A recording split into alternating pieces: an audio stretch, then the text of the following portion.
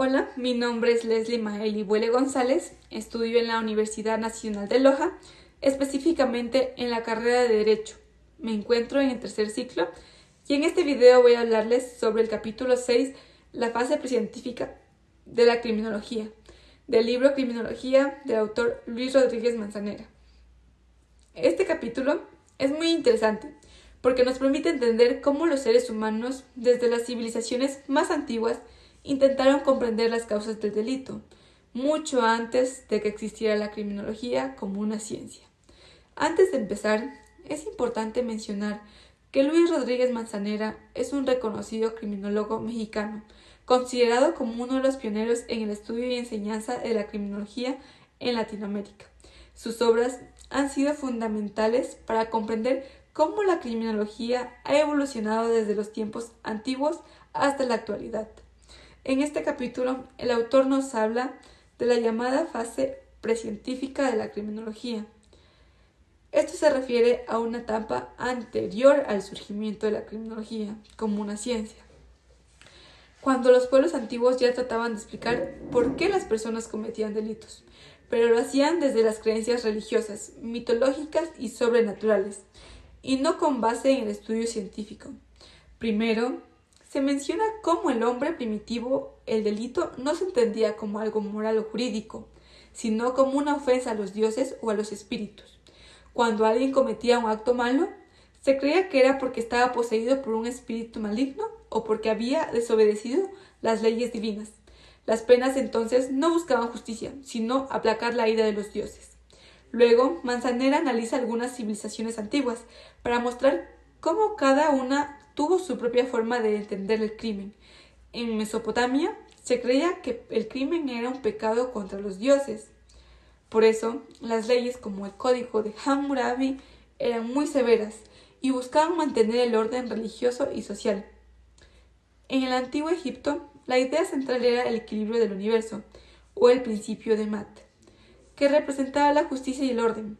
Quien rompía el equilibrio cometía un crimen no solo contra las personas, sino contra el cosmos. En la India antigua, el delito estaba relacionado con la reencarnación y el karma. Se pensaba que quien hacía el mal en esta vida la pagaría en la siguiente.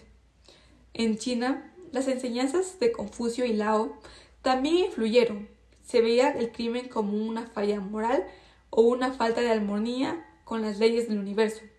En Grecia y Roma se empieza a ver un cambio, donde los filósofos comienzan a relacionarse con el crimen buscando explicaciones más humanas, aunque todavía mezclaban la religión. Ya se hablaba de la responsabilidad individual y de las leyes más racionales. Todas estas culturas compartían una idea en común.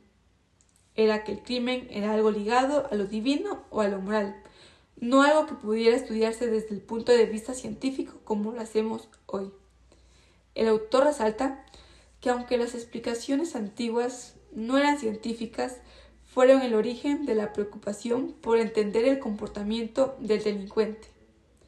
Gracias a estas ideas iniciales, más adelante surgiría la criminología moderna, basada en la observación, en el análisis psicológico, sociológico y no solo en las creencias religiosas. En conclusión, la fase precientífica de la criminología nos muestra cómo el ser humano siempre ha tratado de comprender y controlar el delito, aunque en un principio lo hizo a través de mitos, religiones y supersticiones. Luis Rodríguez Manzanera nos enseña que esta etapa fue fundamental porque sentó las bases para que, siglos después, la criminología se desarrollara como una ciencia del comportamiento criminal, capaz de estudiar las causas del delito, desde una perspectiva social, psicológica y biológica.